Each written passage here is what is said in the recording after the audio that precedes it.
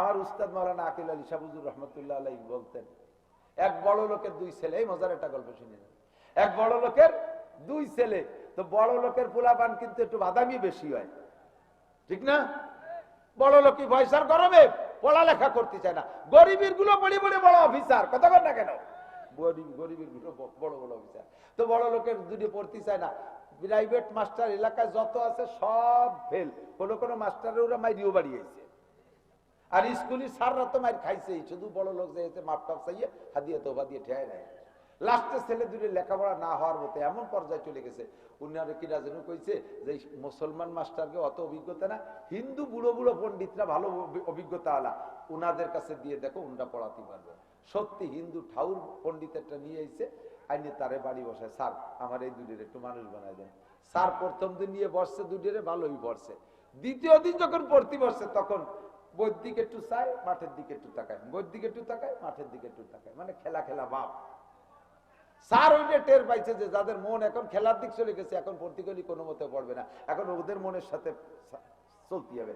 এই এত পড়ছি, ভালোই পড়ছি, আর পড়ার দরকার নেই, চল খেলা করি আসি, একটু ফুটবল, এত ফুটবল আছে, স্যার আছে, ওর সাথে সাথে দুই ভাই দুটি নিয়েছে, চল যাই কি নিয়ে আসি। এই বল নিয়ে যায় আর দুই ভাই মুজাকারা করে, কাজে আগের মাস্টাররা যদি একটু বুদ্ধি থাকতো তাহলে কি আমরা এত মাস্টার পাল্টাই, তিনি বুড়ো হলেও বুদ্ধি আছে, হিসেব নিকেশ ঠিক আছে, চল যাই বল খেলে আসি। স্যারও কইছে, ওরাও খুশি, যাইতেছে বল খেলতে, মাঠের দিক যাইতেছে, দেখে যে এক ডালে, গাছের ডালে 10টা গুগু বসা, জামাল কামাল দুই ভাই। স্যার জিজ্ঞেস করছে, এই জামাল কয়টা গুগু? হ্যাঁ দেখতে ওই যে কি কয়, স্যার গুগু কয়টা বসা? রাত স্যার গুনিয়ে করছি, গুনিয়ে কয় 10টা। এবার কয় যে যদি কামাল বল দিয়ে গাইতে হচ্ছে 5টা গুগু উড়োই দেয় তাহলে কয়টা থাকবে? জামাল কয়ে বেড়াইছে, স্যার 5টা। কামাল কয়ে কুষ্টি কুষ্টিয়া, বুড়ো চালাকি অঙ্ক শিখছে, যাচ্ছি বল কিন্তু চালাকি করে অঙ্ক শিখছে কুষ্টি কুষ্টিয়া। উনি ফিরে আইছে, বড় লোকের কয় ভাই থাকলো তোমার বাধাই নিয়ে, চালাকি করে অঙ্ক শিখে তাও টের পায়, তবে শিখবো কিভাবে? শ্রোতা এত চালাক, যখনই মাদ্রাসার কালেকশনের একটু নাম ভাব বাবায়, সেই সময় হয়ে গেছে সব যাই। দুয়ার আগে যারা যাবে আমি মনে করবো তারা ইসরায়েল আর ইহুদির দলের লোক। পেশাব আসলে 1 আঙ্গুল, পায়খানা আসলে 2 আঙ্গুল, আমি বুঝবো 1 আঙ্গুল সমান সমান 1000 টাকা, এই জায়গা জমা দিয়ে পেশাব করে শুয়ে তাই আমরা ডাইও জিজ্ঞেস করবো। মিথ্যে কথা কয়ে আঙ্গুল দেয় চলে গেলে ডায়াবেটিস হবে, দোয়া দিতে লাস্টে ডায়াবেটিস বাড়িয়ে যাওয়ার চাইতে কিন্তু ফেল করলে মরে তাড়াতাড়ি। আল্লাহ যেন সবাই সুস্থ রাখে, বলেন আমিন। বয়ান তো বয়ানের তালে বয়ান চলতেছে, আইসে গেছে যেখানে যেটুক তাকে কব না।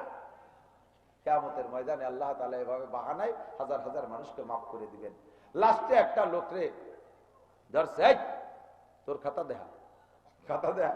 ও কয়েছে, আল্লাহ আমি তো আমার খবর জানি, সাহিবুল ভাই তাদরা বিমা ফিয়ে, ঘর আল্লাহ জানে ঘরের মধ্যে কি আছে, এতে কিচ্ছু নাই, মানুষের মধ্যে খাতা খুলি আমার অপমান করো না, তুমি যা কবা তাই হবে, দুজকে জাতি করতে আমার চলে জাতি হবে। নামাজ জীবনেও আমি আসার খাতা উল্টো দিক, পূব দিক আসার খাতা দীক্ষা পড়তাম না। দান খয়রাত জীবনেও কেউ কিচ্ছু দিন, নেকির কোনো নামই আমার খাতায় নাই, আর গুনাহ যত প্রকার সব আছে ও খাতা দিয়ে লাভ নাই, তুমি কি কবা কও। আল্লাহ কাছে অত আল্লাহর দিক থেকে আমি এই জায়গা ডাহি নেই, দাঁড় বেঁধে নিয়ে যা। ফেরেশতারা ঠ্যাঙের দড়ি বেঁধে টান দিয়ে ফেলে, টান শুরু করবে। নবী আলাইহিস সালাতু ওয়াস সালাম বাম পাশে বসা, কিন্তু লোকটা মুসলমান, কলেমা পড়া, ওর ভিতরে আছে কি লা ইলাহা ইল্লাল্লাহ মুহাম্মাদুর রাসূলুল্লাহ, ঠিক আছে, আর কিচ্ছু নাই।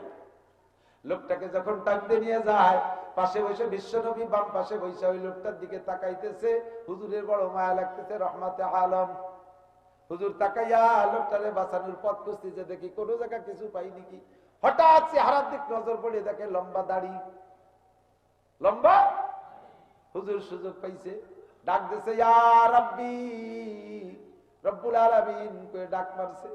আল্লাহ পাক কয়, হে ফেরেশতারা দাঁড়া, আমার বন্ধু ডাক মারছে, কি যেন পাইছে, দাঁড়া দেখি। কি বন্ধু, কি কও? কয় আল্লাহ বান্দা তোমার, অপরাধ করছে তোমার, দোজক তোমার, হুকুম তোমার, তোমার দোজকে তোমার বান্দা দিবা, আমি তো ঠেকাইতে পারবো না। তবে আমার তোমার বান্দার মুখে আমি নবীর সুন্নতি দাড়ি দেখতেছি, আমার দাড়ি কয়টা একটু খুলিয়ে তারপরে তোমার বান্দারে জাহান্নামে দাও। তোমার বান্দা তুমি দোজকে দাও, আমার দাড়ি যেন দোজকে না যায়, আমার দাড়ি কটারে খুলে দাও। আল্লাহ কয় দাড়ি তো খোলা যাবে না। কয় কেন খোলা যাবে না? দাড়ি যদি খুলে রাখি তাহলে তোমার অপমান হবে, তুমি মিথ্যাবাদী সাব্যস্ত হবা। কোন কথায় মিথ্যাবাদী হব? কয় তুমি বলেছো তামুতুনা কামা তাহয়াউন ওয়া তুহশারুনা কামা তামুতুন, তোমার জীবন যাপন হবে যেমন, মরণ হবে তেমন। মরণ হবে যে চেহারায়, হাসর হবে সেই চেহারায়। আল্লাহ পাক বললেন, বন্ধু তোমার এই কথা হিসেবে এই বান্দাটা তার জীবন যাপন ছিল দাঁড়িয়ে অবস্থায়, যদিও নামাজ রোজা হজ যাকাত কিচ্ছু করে নাই, দাঁড়িয়ে অবস্থায়। মরণ হয়েছে দাঁড়িয়ে অবস্থায়, হাসরও হবে দাঁড়িয়ে অবস্থায়, ওর জাহান্নামে গেলেও দাঁড়িয়ে অবস্থায় যাইতে হবে। এবার আল্লাহ নবী বলবেন, আল্লাহ বান্দা তোমার দোজকে তুমি দিবা, আমার দাড়ি যেন জাহান্নামে যায় না, ওই দাড়ি খুলে রাখো, নয় যে ব্যবস্থা করার করো। এবার আল্লাহ পাক ফেরেশতাদেরকে বলবে, আমার বন্ধুর সম্মানার্থে তার দাড়ি জাহান্নামের আগুনের মধ্যে পোড়ানো যাবে না। আল্লাহু আকবার। কাজেই বাতিল সাইয়্যাতিহি হাসানাত, ওই দাড়ির ওসিলায় তার জীবনের সব গুনাহগুলো নেকি দ্বারা পাল্টাইয়া দাও। ছোট্ট ছোট্ট আমলে পার হয়ে যেতে পারবেন, ছোট ছোট আমলে পার। একটু বাহানা তৈরি করে রাখতে হবে দোস্ত, মুসলমান হতে হবে, পাক্কা মুসলমান। ও আমার যুবক, ঠকবি না, ঠকবি না। ছেলেবেলা থেকে দাড়ি রাখ, সবচাইতে বেশি জিতবি বিয়ের সময় ইনশাআল্লাহ। দাড়ি কাটিস নাই, সুন্নতি দাড়ি নিয়ে বিয়ে কর, ইনশাআল্লাহ। ইনশাআল্লাহটা সতী মহিলা পাবি, সতী মহিলা পাবি।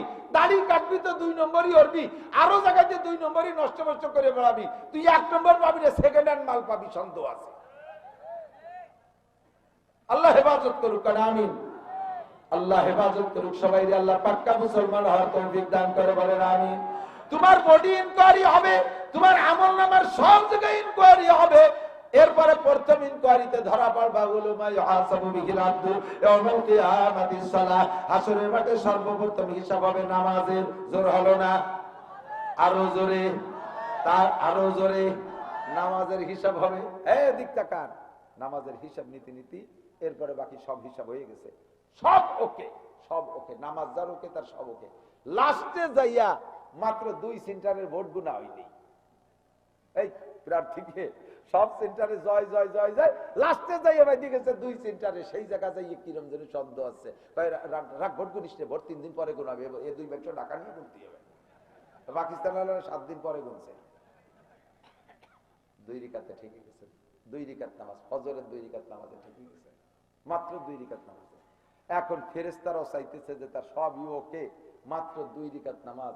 রিটেনে যে নাম্বার পাইছে, আরো সব জায়গা মেডিকেলে ওকে, মাত্র ভাইও সবই ভালো। একটা প্রশ্ন ঠিকই গেছে, খালেদা জিয়া কোন সাল প্রধানমন্ত্রী ছিল, এই প্রশ্নে একটা কি করা যায়। আল্লাহ, এ তো 2 রিকাত নামাজ, ফজরের 2 রিকাত নামাজ নাই। আল্লাহ কোনো কথা হবে না, কোনো কথা হবে না, নামাজ ওকে, নাই তো জাহান্নামী।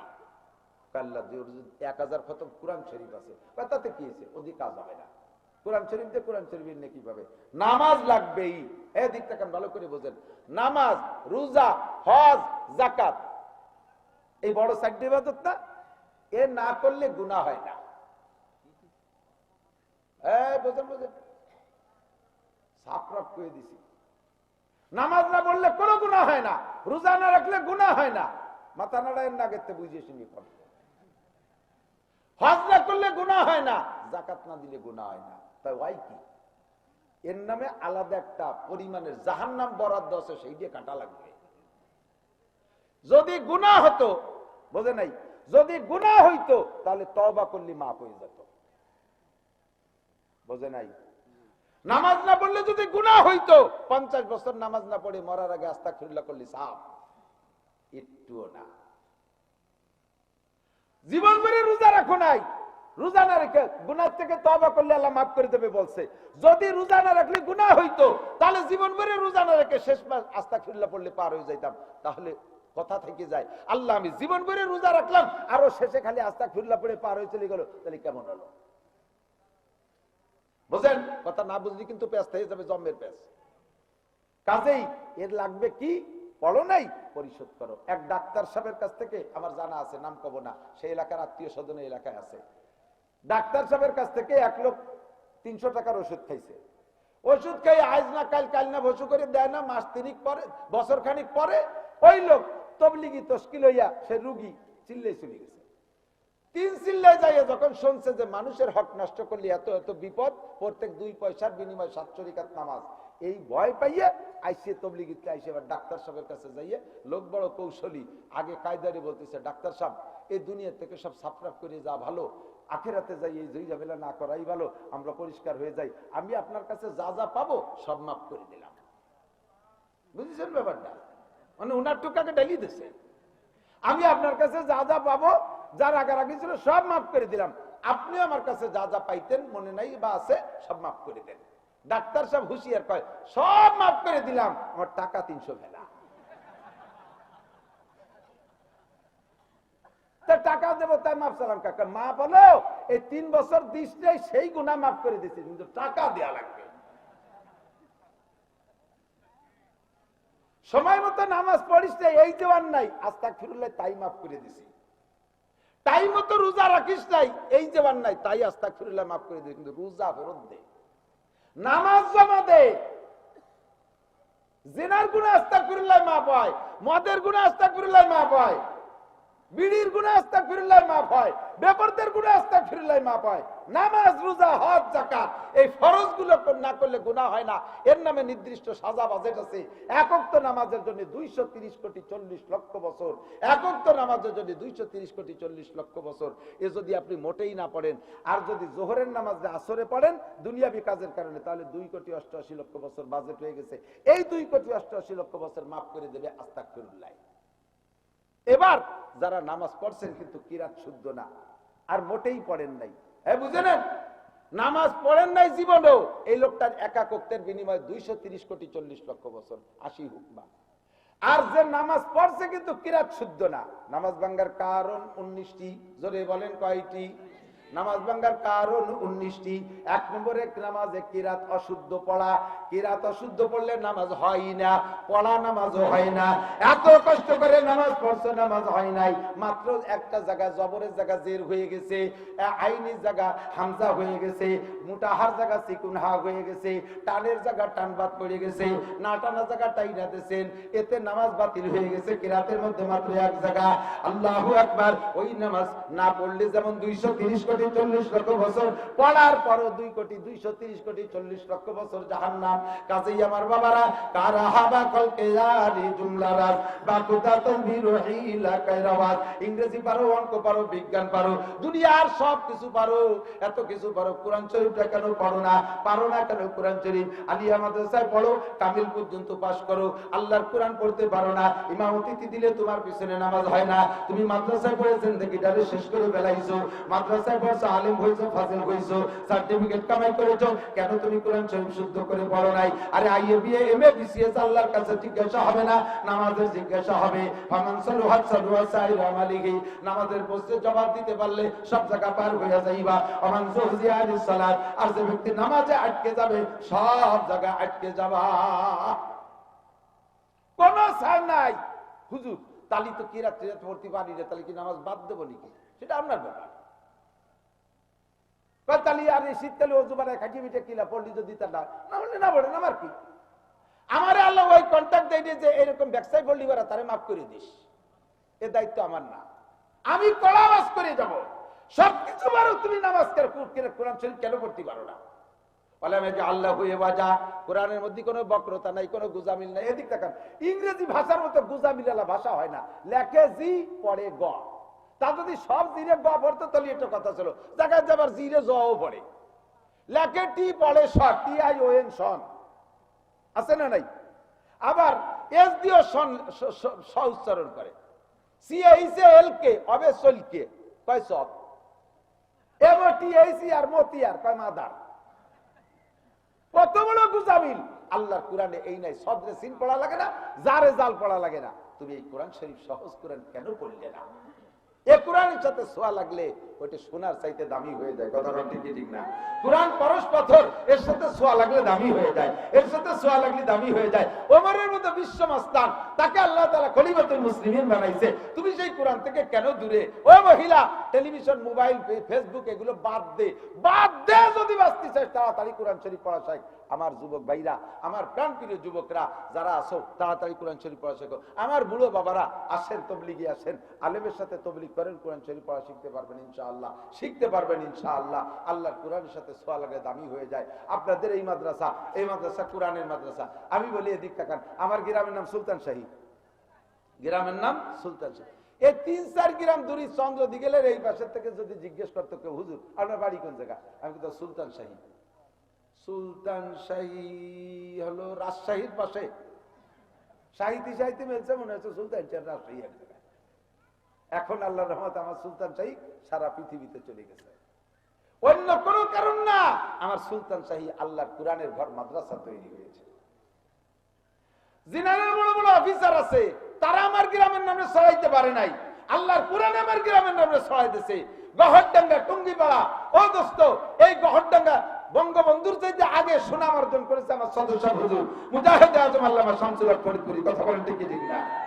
গহরডাঙ্গা এখন গোবেরডাঙ্গা, এখন গহরডাঙ্গা হয়ে গেছে। আপনার এই গ্রামকে দামি বানাইতে হলে আল্লাহর কোরআনের মাধ্যমে দামি হবে। কোন গ্রামে হাই স্কুল আছে, কলেজ আছে, বিশ্ববিদ্যালয় আছে, এমপি আছে, মন্ত্রী আছে, জজ আছে, ব্যারিস্টার আছে, ডাক্তার আছে, ইঞ্জিনিয়ার আছে, তারা যত তাড়াতাড়ি গ্রামকে ভাইরাল করতে না পারবে, ওই গ্রামে যদি কোরআনের একটা মাদ্রাসা হয় আল্লাহর রহমতে তার সাথে বেশি তাড়াতাড়ি ভাইরাল হবে। ঠিক কি ঠিক না? আজকে এটা গ্রামের নাম কি? বাইকির। এই বাইকির আমি তো এখানে যাতায়াত করি শত এই বছরে মনে হয় সেপ্টেম্বরেতে এই পর্যন্ত কমপক্ষে 100 বারে হিন্দে যাতায়াত করছি। এই মাগুরা উত্তরবঙ্গে যত মাহফিল এই দিক দিয়ে তো ঢুকি, হিন্দে যাই জায়গায় আসি। বাইকির, এই বাইকির অন্য কোন কারণে দুনিয়ার কেউ না জানলেও আল্লাহর রহমতে বাইকির হাফেজিয়া মাদ্রাসা, কামিল মাদ্রাসার পক্ষ থেকে মাহফিল আজকে যে ইউটিউব টান করা রয়েছে, বনচাকি, বাইকির বনচাকি, এই বাইকির বনচাকি সারা পৃথিবীতে চলে গেছে এই মুহূর্তে। এই যে দেখেন লাইভ দিয়ে আছে, এখনই আমার শ্রোতা আমেরিকায় বসে শুনতেছে, এখনই আমার শ্রোতা এই পাশে জাপান বসে শুনতেছে, ফ্রান্স, ইটালি, অস্ট্রেলিয়া। টাইম মতো তারা অপেক্ষা করে আমি কখন বয়ান করব। বাংলাদেশি টাইম হিসেব করে তারা 9:30 থেকে অপেক্ষা করে হুজুর কখন স্টেজে উঠবে। এখন সারা পৃথিবীতে বাইকির বনচাকি চলে গেছে, অন্য কোনো কারণে না, এমপি, মন্ত্রী, প্রাইম মিনিস্টারের কারণে না, আল্লাহর রহমতে মাদ্রাসার কারণে। কথা বলেন ঠিক কি ঠিক না? চলে যাব, আমিও যাব, আপনিও যাবেন। আমার আব্বা মারা গেছে 2007 সালে। আমরা 4 ভাই হুজুর, আমি মেজো ভাই, আমার বড় ভাই বনানী চেয়ারম্যান বাড়ি মাদ্রাসার মোতামেন, ছোট 2 ভাই গাজীপুর মসজিদ মাদ্রাসা নিয়েছে, আমার 5 ছেলে মেয়ে হাফেজ, আমার ভাইরা ভাই বেটা সব হাফেজ আলেম হয়ে গেছে, আমার গোষ্ঠী করে কওমি মাদ্রাসার হুজুরি ভরা, আমার চাচাজান মৌলানা আব্দুল ওয়াহাব সাহেব রহমাতুল্লাহ আলাইহি, আমার মামা আলেম, বাইগনেরা আলেম, গোষ্ঠী শুদ্ধ হুজুর আর হুজুর। আমাকে কি মিলাদ দিতে কোনো মৌলবী বাড়াওয়া লাগে? বাপের মিলাদ, মারা গেছে, যে কোনো সময় আমরা বাড়ি যে কজন তাই শুয়ে বুড়িয়া মিলাদেরটা হুড়িয়ে ফেলে দিতে, মিলাদ পর সকালে জিলাপি কিনে খাবো। চিন্তা করলাম যে এই জিলাপি খাওয়াইয়ে লাভ নাই, এলো কলা গাছ, কলা গাছের এক কান কেটে খেয়ে ফেললি, ও গাছে কি আর বছরের মধ্যে কলা হয়? এই জিলাপি গানু মিলাদ হলো কলা গাছ, এক কান কেটে খেয়ে ফেললে তাই না, তা যদি কলা ভালো হয় তো ভালো, আর যদি কলা কি কয় মশাই মারা হয়, এই খায়নি মানুষ। জিলাপি দিয়েছেন পোড়ায় বেলাইছে, তা 2.5 পেজ পুরো দেই নেই, তো ওর বাপের জন্য যা পড়ছিলাম সব ফেরত। তো মিলাদ পড়িও জিলাপি খাইয়ে সব ফেরত নিয়ে চলে যায়। কাজে এই অকৃতজ্ঞ জাতিকে খায় লাভ নাই। বাপের নামে আম গাছ লাগাবো যাতে 50 বছর আম হয়, কাঁঠাল গাছ লাগাবো যাতে 50 বছর কাঁঠাল হয়, বাপের নামে নারকেল গাছ লাগাবো 50 বছর নারকেল হয়। আমি কলা গাছ লাগাইয়া এক কান মিলা কাটিয়ে খাওয়ার পরে কিছু থাকে না, ওর মধ্যে আমি নাই। বাপের নামে মসজিদে টাকা, বাপের নামে মাদ্রাসা, বাপের নামে কিতাব, লক্ষ লক্ষ টাকা আল্লাহ তাআলা দেওয়ার তৌফিক দিয়েছে। মিলাদ দিতে তো আমার পয়সাও লাগে না, মিলাদ দিতে আমার ঝামেলাও নাই। আল্লাহু আকবার। আমি আমার 1 মাসের টাকা দিয়ে পুরো ইউনিয়নে জিলাপি খাওয়াতে পারি আল্লাহর রহমতে, কিন্তু ওর মধ্যে যাইনি। ও কলা গাছ লাগাই লাভ কি, আমি লাগাবো কাঁঠাল গাছ। হেফজখানা করে দিছি, কেরাতখানা করে দিছি, মসজিদের ভিতরে দিছি, দোতলা বিল্ডিং এর মধ্যে দিছি, কিতাব কিনে দিছি, উস্তাদদের বেতন দেই, বোর্ডিং এ চাউল দেই। খা আলেম উলামা খাই আলেম হ, পাইকারি দরে কিয়ামত পর্যন্ত আলেম হবে ইনশাআল্লাহ, গোড়ায় চলে আসবে। গাছের যে জায়গায় ফল হোক না কেন গোড়াই দিয়ে বাইয়ে নিয়ে আসতে হয়, ঠিক কি ঠিক না? কাজেই আমার শাখা প্রশাখা যেখানে যাক চলে আসবে জায়গা মতো সদকা তিন জারিয়া। ও বাবা, আল্লাহর দ্বীনকে ধরে রাখার বিকল্প কোনো ব্যবস্থা নাই। যদি মাদ্রাসা না থাকে, সারা দুনিয়ার তাবলীগওয়ালারা দ্বীনকে ধরে রাখতে পারবে না। যদি মাদ্রাসা না থাকে, লক্ষ লক্ষ পীররাও ইসলামকে ধরে রাখতে পারবে না। মাদ্রাসা শিক্ষা হলো, এটা হলো প্রাণ কেন্দ্র, এটা কারখানা, এটাই হলো ইন্ডাস্ট্রিজ। কথা বলেন ঠিক কি ঠিক না? আমরা